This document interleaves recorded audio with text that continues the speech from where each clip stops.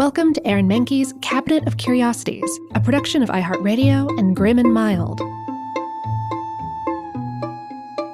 Our world is full of the unexplainable. And if history is an open book, all of these amazing tales are right there on display, just waiting for us to explore. Welcome to the Cabinet of Curiosities.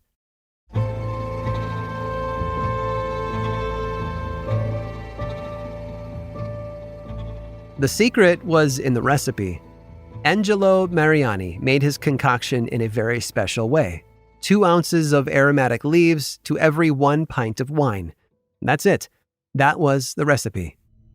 Angelo came up with that deceptively simple formula at the Paris pharmacy where he worked as an apprentice. But he wasn't planning to be the understudy for long. By all accounts, he always had the desire to invent some new medicine that would change the world and make him very rich in the process. And you might say that Angelo was one of the lucky ones, because his dream became reality. He was helped out by a doctor that he knew, one who was looking for medicines that would help his patients with one of those never-ending complaints of the human body, a sore throat. He directed his patients to the pharmacy where Angelo worked, and things really hit a high note when the doctor sent along one patient who needed to take better care of her throat than most. After all, she was an opera singer.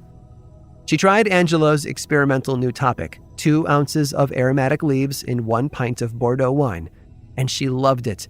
In fact, she loved it so much that she ordered a dozen bottles, and she was only the first of many.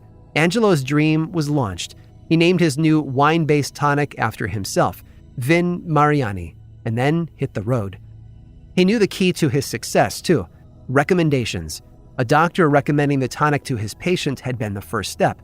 And then that opera singer recommending the tonic to others had helped spread the word. So Angelo decided that he needed more of the same. He made a plan to use another new and powerful technology. He would send a case of his new tonic out with a request: try the tonic, and if you like it, put down a recommendation in your own handwriting, sign it, and send it back, along with a photograph. Because if there was one thing that Angelo knew better than the pharmacy lab, it was what makes people tick. After all, who doesn't like getting a free case of a new drink? Who doesn't like the chance to become an influencer on the cutting edge of a new trend? And soon enough, those handwritten notes and photographs started coming back, ready to be copied as advertisements for his new Vin Mariani. And the reviews were glowing. Within a few years, Angelo was publishing booklets filled with the praise for his tonic. Artists, writers, and other well-known figures of the day all got in on the fun. Although it's really not a surprise that a product that took its first steps in the opera should find well-known musicians and composers who are willing to sing its praises. Some even sent back a few bars of music, sketched out by hand, as a thank you for Angelo's tonic. With each passing wave of interest, Angelo had new ideas for how to spread the word about his Vin Mariani. By the 1890s, he was selling it as a tonic and stimulant for the brain, body, and nerves. His advertisement said that if it was taken 2 or 3 times a day, in addition to soothing the throat, lungs, and stomach of a singer, it could cure influenza, nervousness, anemia, insomnia, even melancholy and impotence. If that sounds like what we might call creative writing, consider that literary titans like H.G. Wells and Emile Zola used their pens to support it too. And speaking for the men of medical science, apparently the president of the British Medical Association said that Vin Mariani drinkers could, and I quote, climb mountains without exhaustion. These were grand claims for a simple beverage, but by then there were grand names behind his lavish posters and books. Thomas Edison signed on, and anywhere the American inventor was respected, Angelo could expect that his tonic would find interest. William McKinley added his signature as well after he was elected President of the United States in 1897. There were testimonials for doctors and drinkers beyond the U.S. too, like the Imperial Princess of Brazil and the kings of Spain, Greece, and Sweden. On top of that, 3 popes added their recommendation. Pope Leo VIII even sent Angelo a gold medal embossed with an image of his head. It was everything that Angelo Mariani could have wished for. His patent recipe had swept the world, and the gold flowed back to him in Paris. But his twice-a-day tonic wasn't the only thing brewing. You see, there was trouble on the way. First, copycats had sprung up in his wake. One Georgia pharmacist in the United States in the 1880s whipped up a concoction that added caffeine to a recipe very much like Angelo's Vin Mariani. He even publicized it as a French wine that could cure what ails you. But if competitors swooping in to take advantage of his advertising innovations upset Angelo, there were even bigger concerns on the horizon, and they went right to the heart of things: his recipe. You see, at the end of the 1800s, prohibition efforts were on the rise. Seeing as how a good portion of the beverage was wine, that would have been bad enough. But soon, people started to see a problem with the other ingredient, those aromatic leaves that really gave his wine tonic pizzazz. After all, they were coca leaves.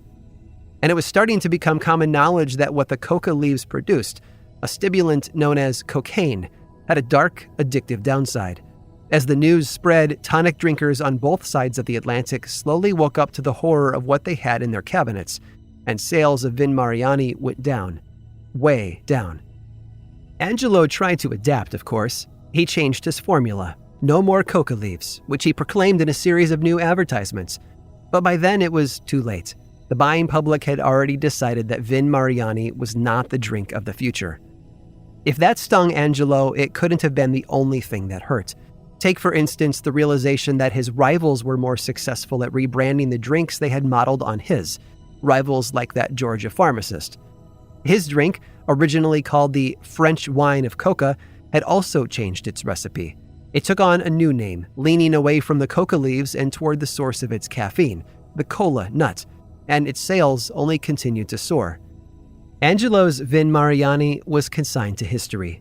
But that Georgia pharmacist's knockoff became America's drink of choice during Prohibition. His name? John Pemberton. And his version of Angelo's beverage? Today we call it Coca-Cola.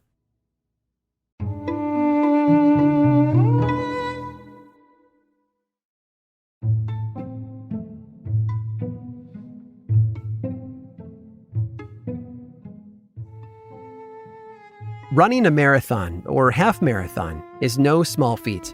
It takes months of training to condition one's body. Building up the stamina to endure miles of running at a time requires dedication, proper equipment, and the will to persevere.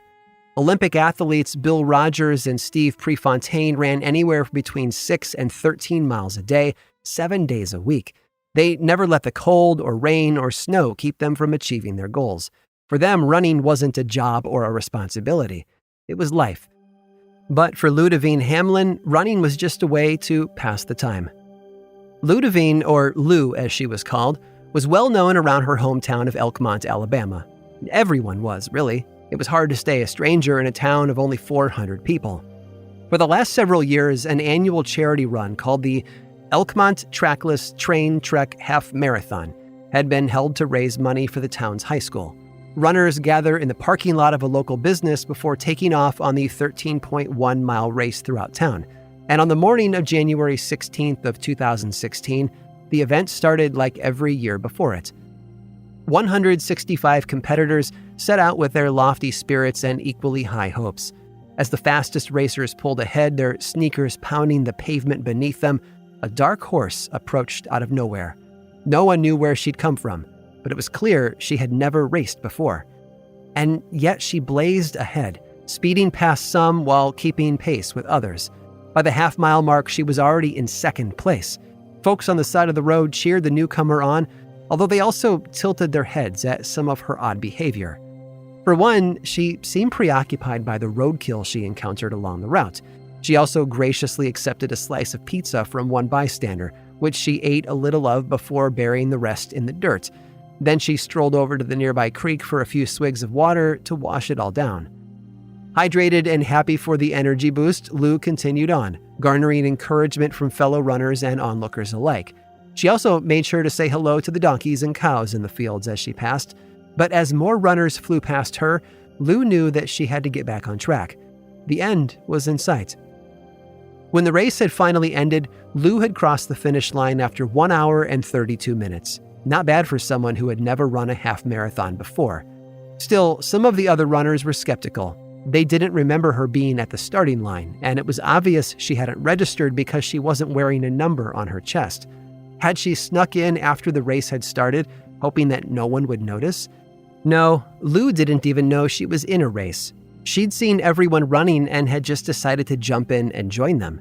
However, a few people did recognize her from the parking lot at the start of the race, remarking to officials and local journalists afterward how they'd said hi to her while she had walked her way through the crowd. The explanation for her being there was simple. Her mother had let her go outside that morning to stroll around the family's 40-acre farm, and as always, Lou had wandered off, this time finding her way to the Elkmont Half Marathon.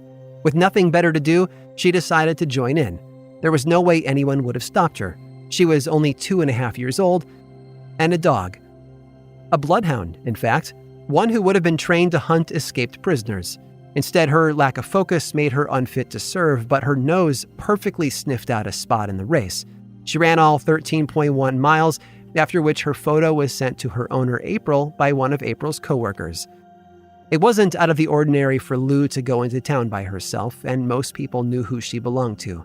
April thought that she'd gone to see the post-race hubbub, and even mentioned how cute it was that someone had placed a medal around her neck before they took the photo. Except it wasn't a prop. Ludivine had earned that medal herself, winning 7th place. And the Elkmont Trackless Train Trek Half Marathon, today it has a much simpler name. The Hound Dog Half Marathon. I hope you've enjoyed today's guided tour of the Cabinet of Curiosities. Subscribe for free on Apple Podcasts or learn more about the show by visiting curiositiespodcast.com. This show was created by me, Aaron Mahnke, in partnership with How Stuff Works. I make another award-winning show called Lore, which is a podcast, book series, and television show, and you can learn all about it over at theworldoflore.com. And until next time, stay curious.